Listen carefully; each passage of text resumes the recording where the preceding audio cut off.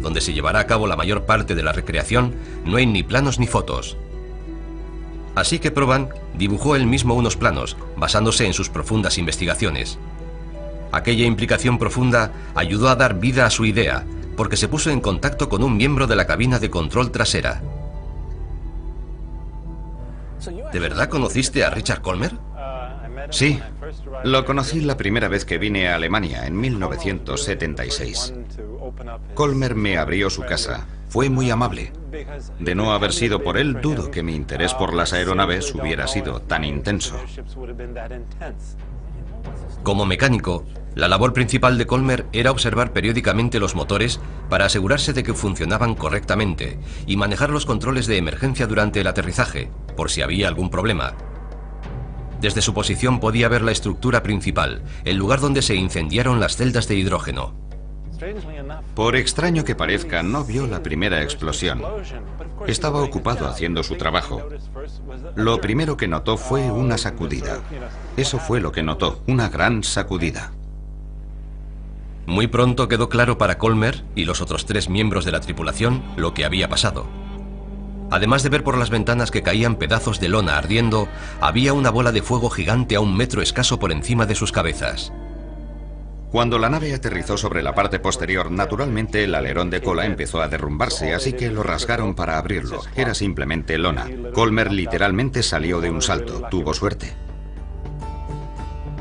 Colmer hace mucho que murió, pero John conocía al último superviviente vivo de la tripulación y no vivía lejos de allí.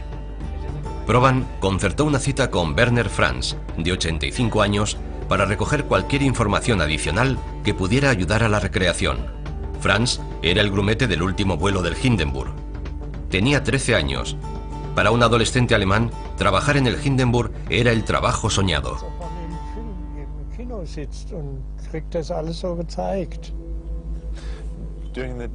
Durante el tiempo que estuvo trabajando, al ser miembro de la tripulación, se podía mover por toda la nave.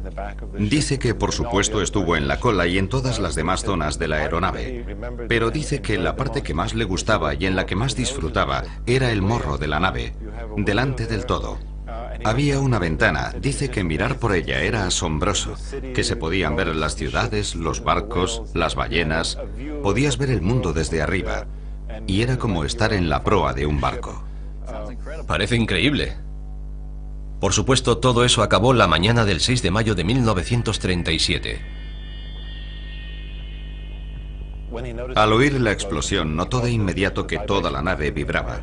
Supo enseguida que la nave tenía problemas, que estaba ardiendo.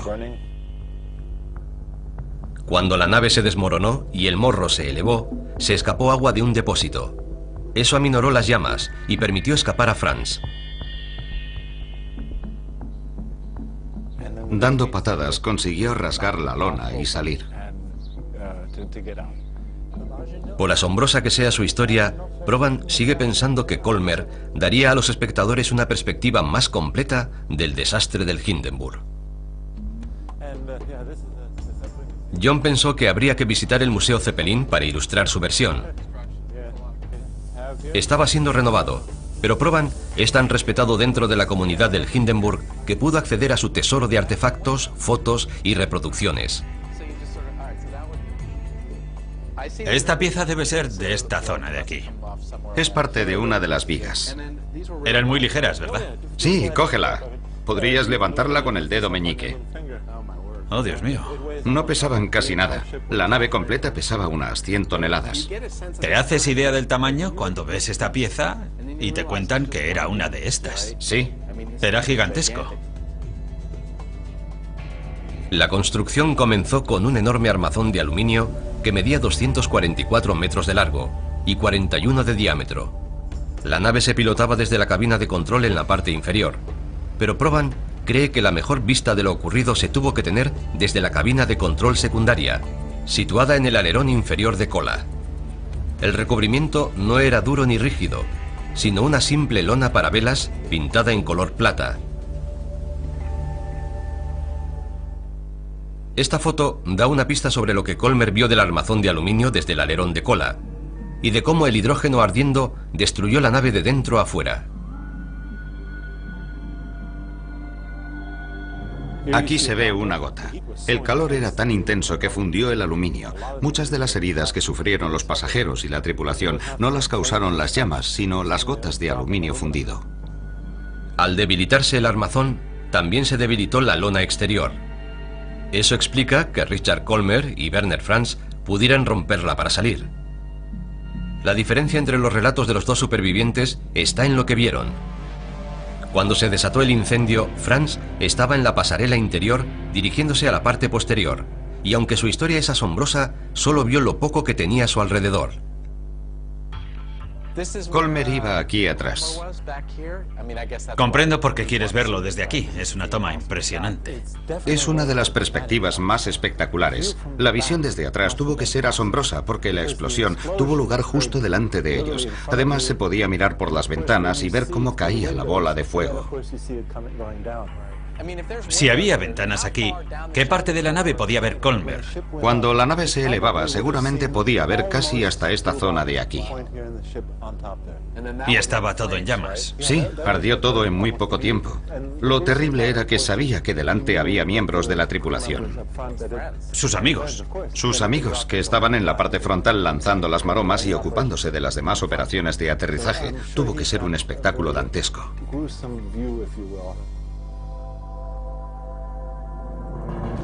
John Proban había hecho un trabajo magnífico proporcionando los detalles necesarios para contar la tragedia del Hindenburg.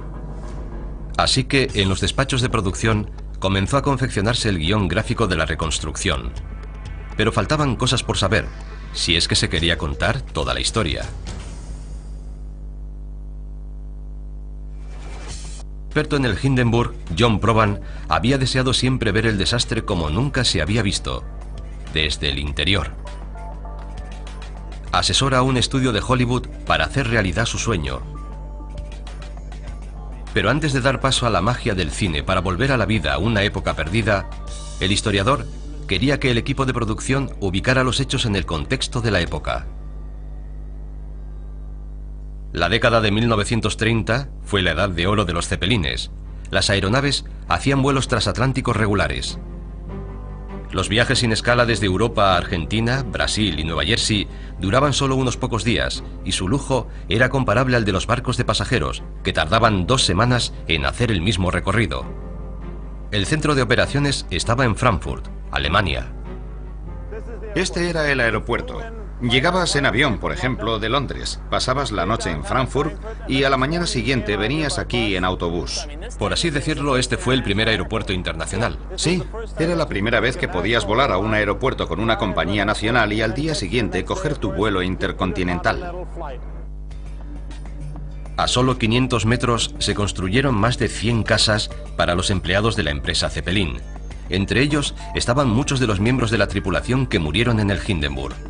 Pero a principios de 1937, el futuro parecía todavía lo bastante brillante como para planear la construcción de otras 700 casas. Esto es Zeppelinheim. En 1936 casi nadie tenía coche, pero como habrás notado, ya habían planeado un garaje para cada casa.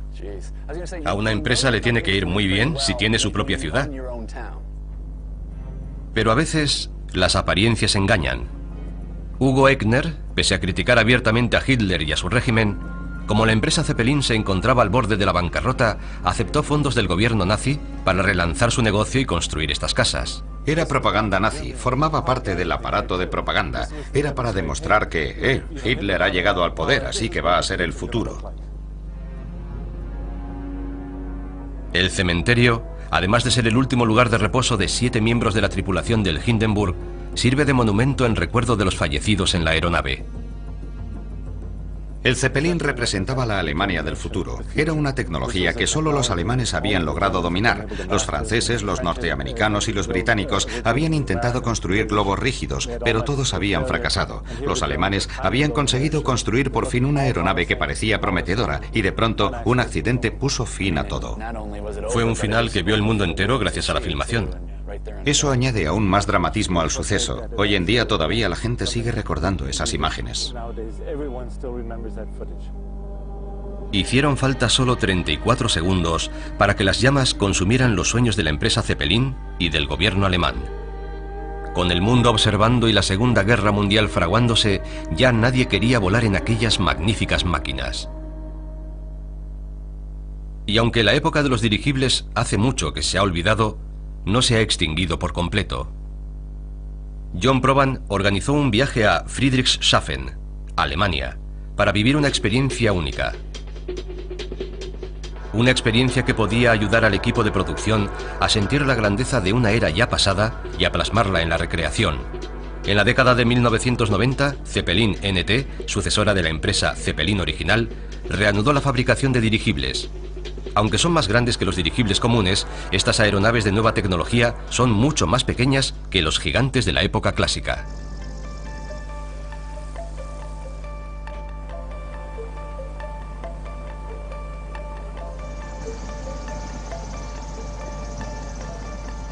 ¿A qué altura estamos? A unos 300 metros, que son como 900 pies. Casi todo el viaje de 2 días se realizaba a esta altitud, muy lejos de los 30.000 pies a los que viajan los aviones comerciales de ahora. Obviamente este dirigible es muy diferente del Hindenburg, aunque los dos fueran cepelines. Sí, el Hindenburg era 3 veces mayor, y el viaje en él habría sido más suave, aunque este sea suave. Iba a decir que es muy suave. Sí, pero en el Hindenburg habría sido todavía más suave. Aquí arriba se podía tener todo el lujo imaginable, comidas calientes, vajilla de porcelana, cubiertos de plata. Era como un barco en el aire. Volar en esto se parece mucho a ir por el agua, pero estás por encima del agua. ¿Qué diferencia hay entre los cepelines y los otros dirigibles? La mayor diferencia entre los cepelines y otros dirigibles es que los cepelines tienen una estructura interna. Si hubiera una fuga y el gas se saliera, un cepelín no se desinflaría, mientras que otro dirigible sí. Ahora la gran pregunta. Digamos que estás aquí arriba y te quedas sin combustible. ¿Cómo desciendes? Muy sencillo. Sin saltar, claro. Normalmente evitamos hacer eso. Seríamos como un globo corriente. Podríamos maniobrar liberando helio. Y cuando en el radar de descenso viéramos que vamos demasiado rápido, podríamos soltar agua del lastre. Tendríamos un aterrizaje bastante suave. Estaba claro que el viaje en Zeppelin de 1937 era una experiencia irrepetible. Algo que a veces se nos olvida cuando vemos los noticiarios antiguos. Esa es una de las razones de que para Proban sea tan importante volver a contar la historia del Hindenburg. La otra es recordar el papel relevante que los dirigibles han tenido en la historia. ¿Los nazis usaron el Hindenburg como herramienta de propaganda? Sí, una nave de este tamaño volando sobre Alemania atraía la atención. Y por las grandes esvásticas de la cola, todos sabían que era de la Alemania nazi. Volaban por toda Alemania y arrojaban panfletos. ¿Arrojaban panfletos desde esta altura? Sí. Vaya. Los nazis también usaron el Hindenburg durante las reuniones del partido en Nuremberg y voló sobre el Estadio Olímpico. Imagina 60.000 personas en el Estadio Olímpico y de pronto, ¡bingo!, aparece esa aeronave gigantesca. Formaba parte de la maquinaria propagandística de la época. Con el viaje a Alemania a punto de acabar, llega la hora de volver a Los Ángeles y comenzar a dar forma a la visión de John Proban sobre el desastre del Hindenburg. Para asegurarse de que los detalles son correctos, Proban revisa con atención el guión gráfico. Estamos colocando la cola. La cola debe ir un poco más aquí, está demasiado paralela, debe ir un poco más metida. ¿En forma de cuña? Y luego tenemos a los 4 miembros de la tripulación. Podían tener una mano en el timón por si ocurre algo. ¿Y qué hacen los demás? Simplemente esperan. No tienen nada que hacer. Utilizan el peso de su cuerpo como lastre. Dudo que mi interés por las aeronaves hubiera sido tan intenso. Como mecánico, la labor principal de Colmer era observar periódicamente los motores para asegurarse de que funcionaban correctamente y manejar los controles de emergencia durante el aterrizaje, por si había algún problema. Donde se llevará a cabo la mayor parte de la recreación, no hay ni planos ni fotos. Así que Proban dibujó él mismo unos planos, basándose en sus profundas investigaciones. Aquella implicación profunda ayudó a dar vida a su idea, porque se puso en contacto con un miembro de la cabina de control. Eso fue lo que notó, una gran sacudida. Muy pronto quedó claro para Colmer y los otros 3 miembros de la tripulación lo que había pasado. Además de ver por las ventanas que caían pedazos de lona ardiendo, había una bola de fuego gigante a 1 metro escaso por encima de sus cabezflema. Desde su posición podía ver la estructura principal, el lugar donde se incendiaron las celdas de hidrógeno. Por extraño que parezca, no vio la primera explosión. Estaba ocupado haciendo su trabajo. Lo primero que notó fue una sacudida. Control trasera. ¿De verdad conociste a Richard Colmer? Sí, lo conocí la primera vez que vine a Alemania, en 1976.